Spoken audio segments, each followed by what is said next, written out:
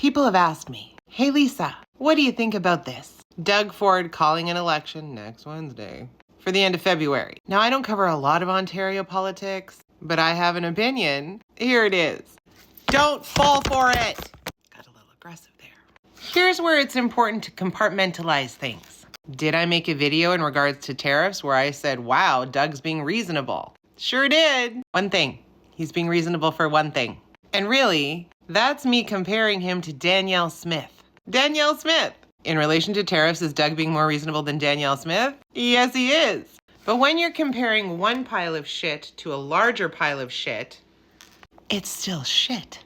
And because Dougo has seemingly taken the lead on standing up to Dumpy Trumpy, and people are seemingly happy about that, Dougo's sitting back thinking, now's my time. Because you don't sell when your stock is low. You sell when your stock is high. Except the stock is high for one thing. But he's banking on the fact that you are only focusing on that one thing. That somehow people will have amnesia about all the other things that Dougo is fucked up on. Healthcare, education, the Greenbelt, wanting to dig under the 401. Just a whole shit ton of stuff. Lining the back pockets of all of his buddies. His wackadoo daughter. Doug Ford is still Doug Ford. He's still the premier that disappeared during the convoy.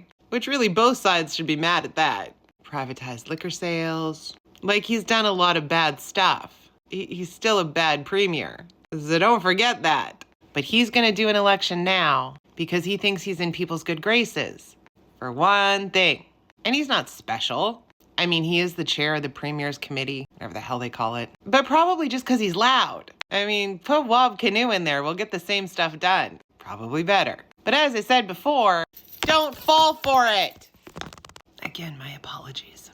The last time you had an election, which wasn't that long ago, everybody seemed to think there'd be a change. And there wasn't, because nobody showed up to vote. Yeah, Dougo won. And I guess that's all that matters to Dougo. But he won because a teeny-weeny tiny percentage of the population actually got off their asses to go vote. So don't let that happen again. Because Ontario, you have options. Merritt Stiles from the NDP is a great option. And I don't want to hear about Shh. Stop voting for premiers that try and buy you right before an election. Buck a beer. No license plates.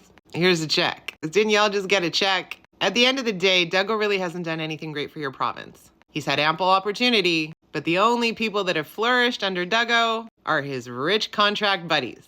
Allegedly. So am I surprised he's going to call an election? No! It makes sense in Dougo political world. But now's your chance, Ontario. Because with a new party, not only will they likely also stand up to Dumpy Trumpy, work with the other premiers in the current federal government, but they will be better for your province. So here's what you need to do. Come here.